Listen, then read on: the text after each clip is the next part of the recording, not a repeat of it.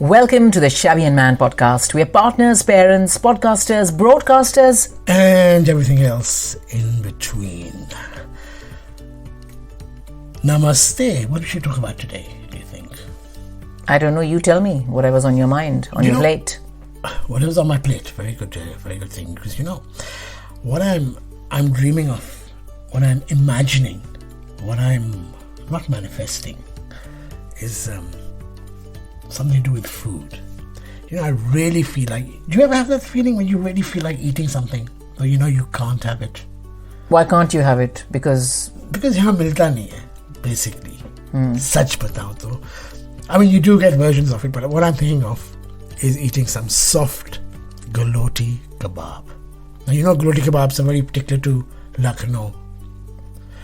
The legend goes that this was, Awadhi cuisine, and I think it's a well-documented story that...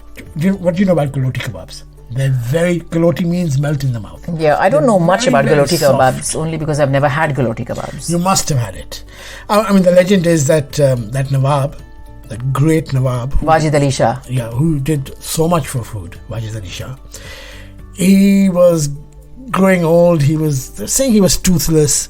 So his workers, his pantry and all decided to make a kebab as soft as possible that you didn't have to bite into. That's why galoti means melt in the mouth, because it just is to melt in the mouth. And this is a very Lucknowy thing. I know you get it all over the world now, but you can't beat stuff from there. Yeah. I mean, Lucknow, not just Lucknow, near Lucknow there's also those... I forgot the name of the place now. Is it called Kakori? Where Kakori kebab comes from, just on the outskirts. Yeah. And Kakori kebabs are like shish kebabs. On the skewers. On the long kebabs. But it's like shish kebab has a bit of chili and coriander. Yeah. This has caramelized onions. And that's also fantastic kebab. And these kebabs, you have to be there to really enjoy them. I know you get versions everywhere, but the real deal is the real deal. Yeah, that's true, because you also get the aroma, if I may say, of history when you eat these dishes which were invented in a certain region. And I used to live very close to Lucknow in my youth. I spent many a day going to... eat kakori kebabs and galoti kebabs? Bade Imam, Chote Imam. Bada. Bada Imam. Bada means Bada only, doesn't it? Bada Imam Bada and Chota Imam Bada. Yeah. I think Imam and Imam Bada are two completely different things. One is a person, one is a place. But clearly, you are too busy eating your kebabs to actually concentrate on the architecture and the history of Lucknow. But North Indian cuisine, Awadhi cuisine, is a very big part of food that comes from North India, and especially when you talk about the food of the Nawabs, the absolutely decadent, rich, and very, very particular type of food, cooked a certain way, served a certain way, then hard to surpass what Lucknow has to offer. There was a galoti kebab, there was the... Sheikh kebab. No, the... Kakori kebab. Yeah. There's also, when I think of... Shami kebab. When I think of Lucknow... Yeah. Shami kebab sab jagah milta hai. But when you think of that region, I also think of that tunde ke kebab. How is that different? Is it because it's from a certain shop or a certain neighborhood? I think it's... Or is it a variety again? We don't know. I think it's the texture. It's also a very soft kebab. Yeah. Now, if you want to eat a traditional chewy kebab, then you should go for a shami or sheikh kebab, obviously. But these kebabs are very soft. I think the basic ingredients are pretty much the same. The spice. Variety comes in where you defer the spicing, or as you're saying, some of them will have caramelized onions, some will have chilies, more or less. I remember this was about 10-15 years ago when I attempted to make kebabs from scratch for the first time in this country. And what surprised me, rather blew my mind, was the fact that the traditional recipe for a kebab, now don't ask me the variety, but the traditional recipe for a kebab that you can easily make at home demands that along with the mincemeat, you also add a bit of chane ka dal. I think it adds, when you actually have the kebab, you won't be able to taste it at all, but it adds to the texture. No, that's so it doesn't fall apart. No, it's not just a binding agent. No, I know what you're trying to say. But binding agent, many people end up using egg, you know. But chana dal was integral to this kebab because they say that it's just the way it brings the elements together and also lends a certain taste, which you can't tell separately ki isme chana dal hai. You know, I should have written a book on kebabs because I think it's from that same area, though I could be totally mistaken. I'm sure somebody will write in. Just go to our Twitter or Instagram and complain. Yeah. But another one I really love is the reshmi kebab, especially the murg reshmi kebab. Now, murg means chicken, so it's a chicken kebab. And it's like whitish in color. It's got all the ingredients you expect. It's got yogurt, it's got cream, it's got cashew nuts. You know the reshmi kebab? No. Whitish in color, are you saying? Well, it's much lighter. Yeah, but these are just fancy, lovely words for describing virtually the same thing. I can't expect, I'm guessing the galoti and the reshmi are first cousins because reshmi is silken. I'm guessing it'll again be something which is melt in the mouth and soft. And then there's another one which is very famous in Pakistan. I'm sure it originated in Awadh or Lucknow, which is the chapli kebab. Chapli kebab, which is flattened, squashed. Yeah, so it's not in skewers, but it's more like a tikki. This country's equivalent is the burger, the iron steak. Yeah, something like that. But I think, did Wajid Ali Shah then leave when he was expelled from Lucknow? He went to Calcutta. Yeah, that's where he died. Is that where the famous kati kebab roll comes from? Yeah, that is where the kati kebab roll originated, which of course is a roll that where the meat and the egg play an equally important part. Kati kebab roll has an egg. By the way, there's a kebab place. It's not a kebab place. It's a chai and kebab place not too far from where I work, and they do a fantastic kebab in a burger. But it has a wonderful kebab and it has some kind of something in between a scrambled egg and an omelette, which is also one of the layers in that burger, and it's absolutely amazing. I had it only once when they opened it, and there's a long queue forming outside. I haven't been that way since then. But my local pub does a breakfast muffin. Yeah. But it's something I don't like. I don't like having everything in a bun. I don't want to have a... I thought that is the whole fun. Why you like having an omelette sandwich, don't you? A spicy omelette sandwich? I do, but you didn't hear what I said. What? I said I don't like to have a runny fried egg in a bun. Oh yeah, that's different. No, this is not runny. This is obviously... so egg and meat, again, apparently a match made in heaven, a combination that's been very popular for many, many years. But... strangely, I don't know whether it's because I've lived away from India for a long time and I've not really had any of these dishes in their cities of origin for a very long time. I've only had UK versions and variations. My thing right now is noodle soup. I'm heavily into noodle soup. Which has nothing to do with Indian food. Nothing to do with Indian food. And it's primarily because I decided to... Would that be Chinese food? It would be Vietnamese, Japanese, Thai, Chinese, yes. And I always loved Desi Chinese. In India, Chinese cuisine is very popular. As it happens... Indo-Chinese. Indo-Chinese originated in Calcutta. I used to love the chow mein. Chow mein. That is the American chop suey. American chop suey. Yeah, that was my favorite dish. American chop suey. I loved the chicken sweet corn soup. I grew up absolutely adoring the chicken sweet corn soup. 1 into 2. 1 in 2, jo karte. But noodle soup has become a favorite only because if you're trying to eat healthy, you realize just why people from the Far East have such good skin. They've got porcelain skin. They've got such good hair because they're raised on a diet which doesn't deep fry something. Mostly the food is not deep fried, and they eat a portion of protein, whether it is chicken or whether it's any other form of meat, and they bring together lovely noodles at the same time. You've got seaweed, you've got soya bean.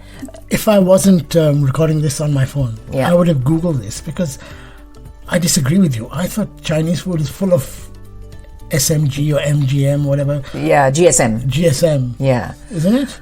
It's full of preservatives. Monosodium glutamate, MSG, not GSM, MSG. You're right. I don't know whether it's the Indian version that has it, but I'm talking about noodle soup, whether it is a ramen, whether it is a miso soup, whether it is, essentially it is a broth, it is a meat, and it is lovely noodles. Whether they're...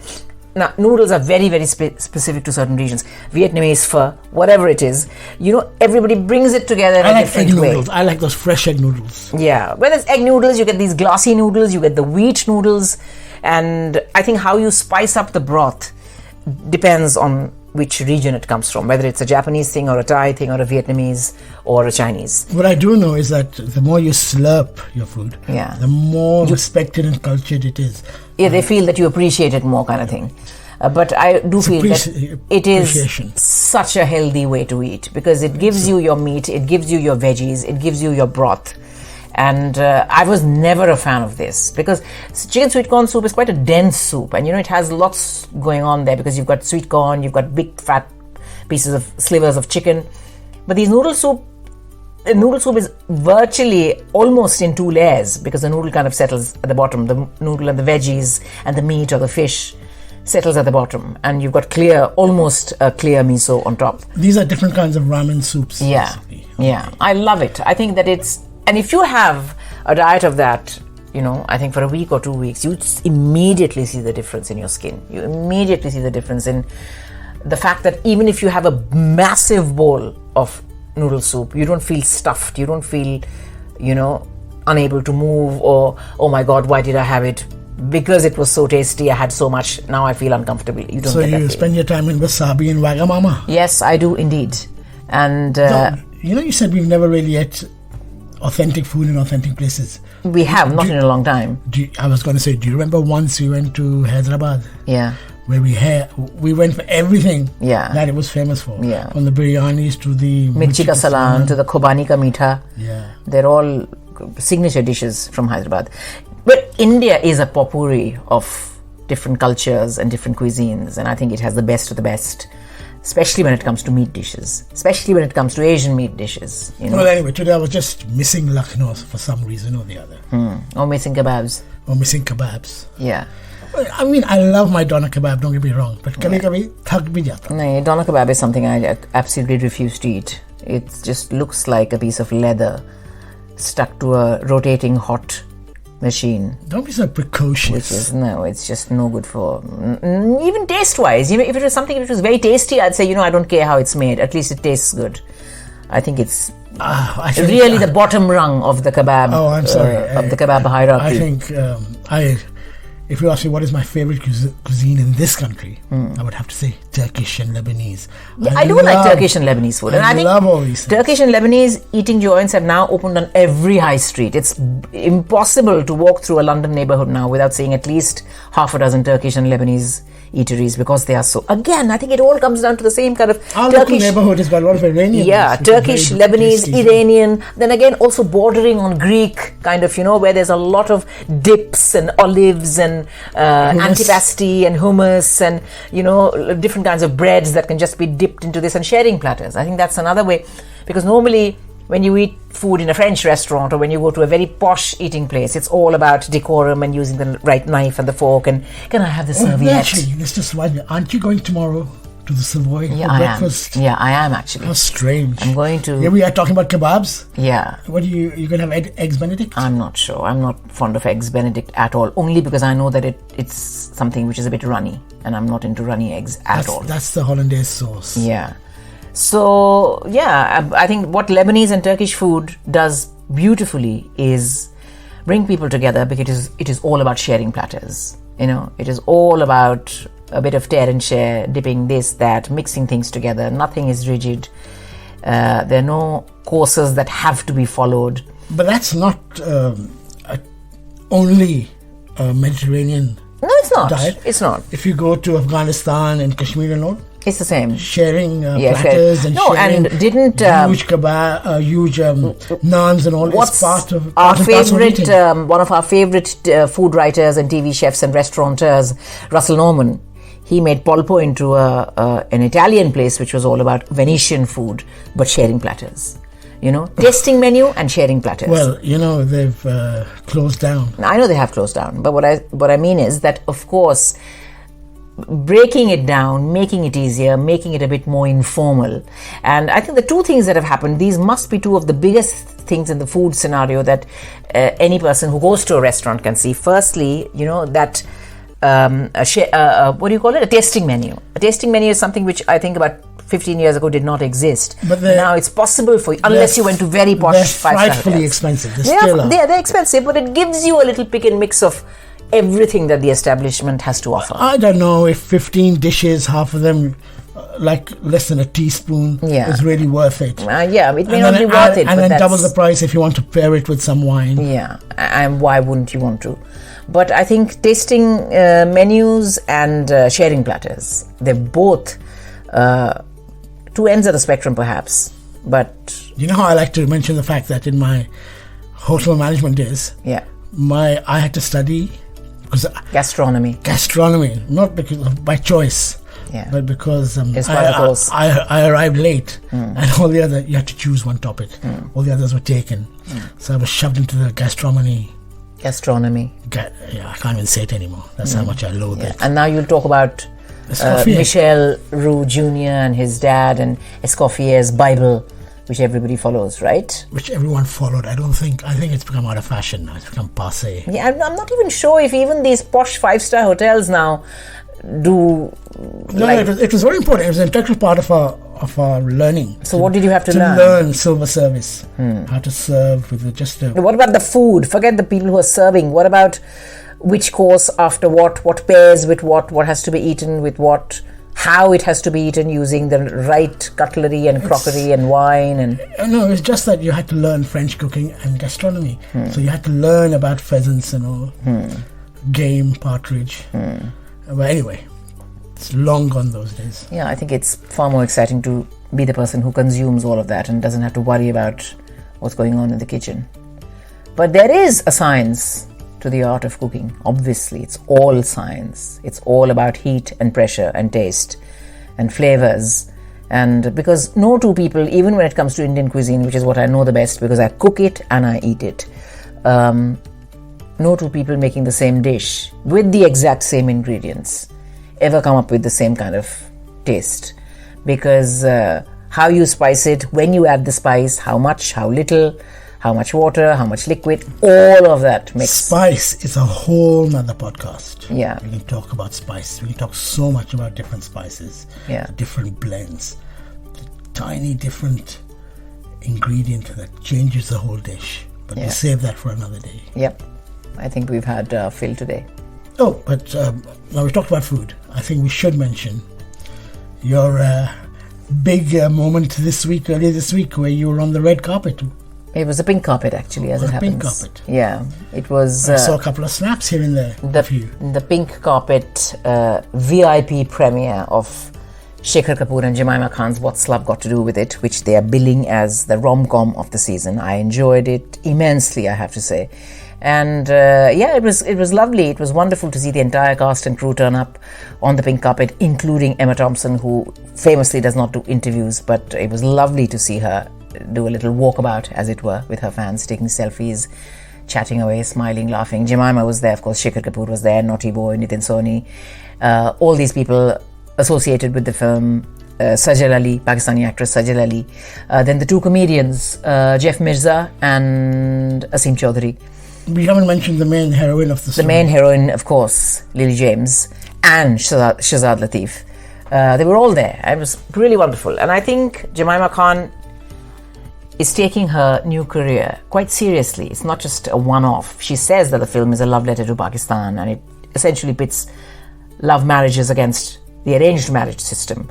But she says that no, I'm here to stay. I've got a couple of other things planned as well, and let's see how that goes. So you enjoyed the movie? I did. I enjoyed it immensely. Shabana Azmi was not at the premiere because she's shooting in Budapest right now. She's in the film as well, and I thought she was the one who was quite typecast. Didn't have much to do, but of course she's a legend, so she played the role rather well. But I think the one who stole it was Emma Thompson. She has these funny one-liners. Even if she's barely in a scene, she would come and say one thing and walk away, and that's it. No one can top that. So it was a lot of fun. In the photographs that you took on the red carpet, I saw Richard E. Grant behind you. Yeah, Richard E. Grant was there. I think he's hosting the... Alan Cummins was there. He's hosting the BAFTAs tonight. Yeah, he's hosting the BAFTAs tonight. And so Emma Thompson came with many of her celebrity friends, and none of them, full credit, whoever you know by face, none of them tried to steal anybody else's thunder, because they quietly walked from the other side of the pink carpet. They walked inside. But they had these dholak players, and they really tried to literally drum up a lot of interest and excitement around. I know, it's quite a the big premiere. deal to have a premiere in Leicester Square. Yeah, at the Odeon Leicester Square, At the which is quite fantastic. It was really good.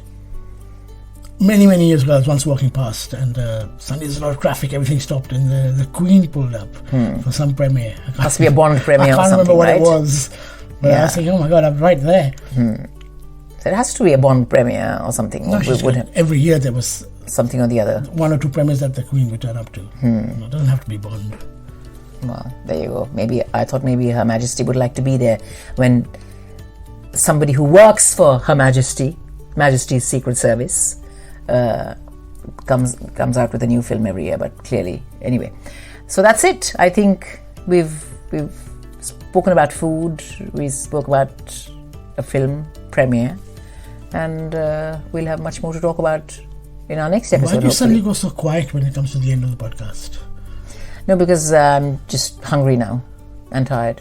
Hungry, thinking about kebabs, or thinking about noodles, or thinking about Noodle soup. ramen, or Noodle thinking soup. about soup. Noodle soup. I'm not a soup person. Yeah, I know you're not. I feel soup, there's a pani pee रहे हो. ठीक है, वो नजरिया है. Anyway, let's say bye-bye. Yes. Until next time then, bon appetit. Good night. Till next time. Bye-bye.